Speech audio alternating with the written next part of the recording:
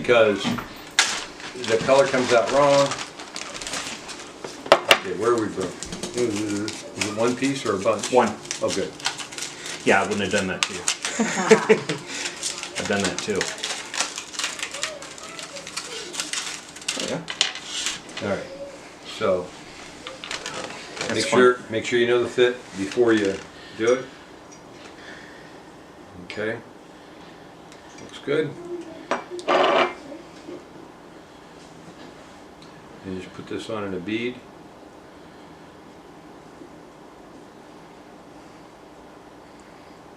All the way around. I'm trying to think, I've got an insulator up there someplace that was glued like that. Remember. Then when you put it together, if you work it a little bit, you'll see the seam disappear.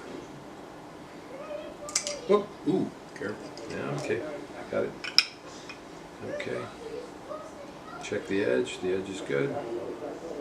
Walk outside. Somebody get the door for me. They're in the sun right now, and it's gonna, by the time we're done talking, they'll be fixed. So now, you gotta trim it. what happens if you have more than one piece? You put them all together, then take it out of. Yeah, here's, if you have I did a Lock 23 in 17 pieces.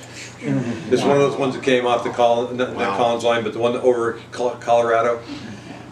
What you got to do is you got to assemble it, and then as you're putting it together, figure out where's the keystone, because there'll be one piece of glass that will only go in first or second, and then once you've got that sequence, then you go through and you put them in sequence. You glue one, take it out, get it solid, trim it, clean it, glue two, carry it out all the way through until you get the whole thing done.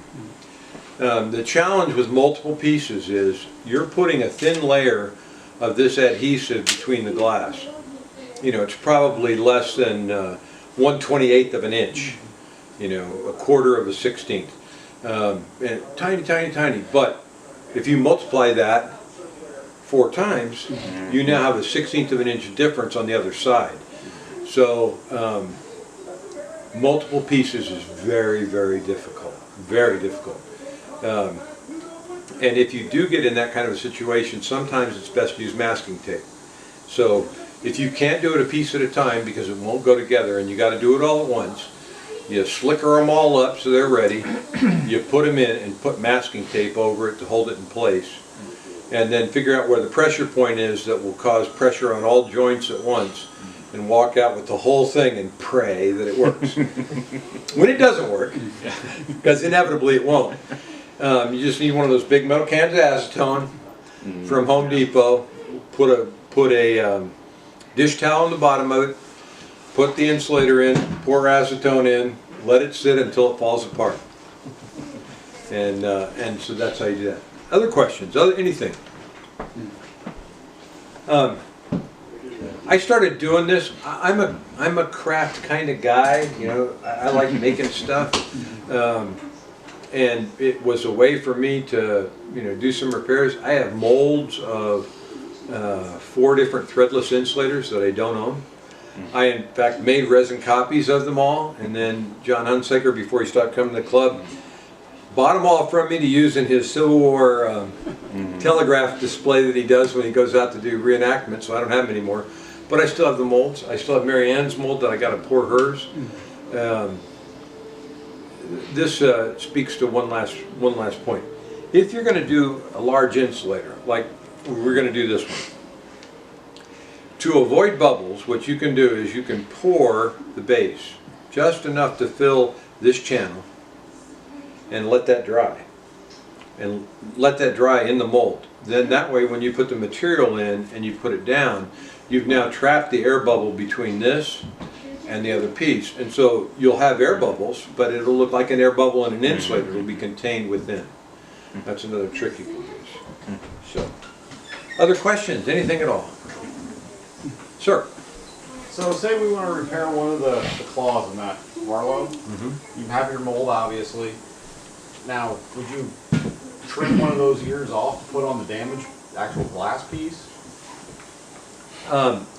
Just say you wanted to repair one of the claws, you know, on if I was repairing, okay, so on this one, both these claws were broken. So I did the method I talked about. I remade them in clay, and then I cast the entire insulator. There's like 9 different molds for these.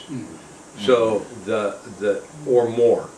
And the likelihood that you're gonna match the entwined HI company with the mold is very difficult. What'll happen is if you reuse that mold to repair another one, the challenge is that you'll end up with what'll look like a ghost embossing, or it'll fill in and it just gets messy. These repairs aren't forever. That's another point to make.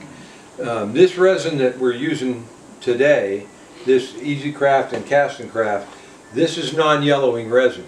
All of you have seen the old threadless pieces that somebody repaired in the 70s that have the dark brown, and the resin changes color over time. Behind you, BGM Co 162, right directly behind you, mid-level. 1, 2, 3, 4, over to the left. Pull that one. It's got it on the bottom.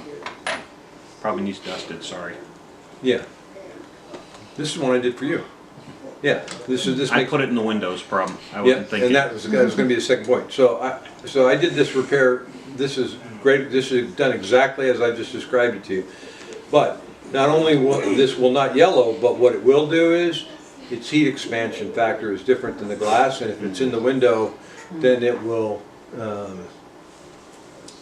separate like a fisheye, because the plastic heat's different than the glass, and that pulls it apart. So, if you're going to do a repair, You don't want to put it anywhere. you don't want close to sunlight. you don't want to put it. Excuse me. You don't want to put it really next to a heat source. There's one you did. You can't tell. Yeah, And that shouldn't be in the window. Glad to. That's an NEGM that I did. Yeah. So that's the other risk. But it won't yellow. But the old stuff that you see with the old brown was a different kind of resin. That Cal Electric's work right there is made out of something that I don't know. I do not know what kind of resin they used. Because it doesn't yellow. It doesn't. It stays shiny. It doesn't scratch. It doesn't yellow. And Peacock 151's the same. yeah, and no smell. No. I mean, Those guys aren't around anymore. Yeah, I don't know how they did it, but anyway. So if you want to try this, give yourself a lot of time and be patient. And no, it will not work the first time. It will not work the first time. if it does, it's like you just won the lot, because that's about the odds that it's going to work right. I think what Lee's done with his collection, with the ones that I repaired for him, he wanted an example of the sapphire blue NEGM. He's got it. Had a big whack out of the back. And I did the repair, and if you look at it, it's a little bit rough, and on the bottom it's not quite smooth, but it stands up, and beautiful. And it looks good. And so that's the other thing to do. I have a Green Castle CD206 that I redid the turrets on one side.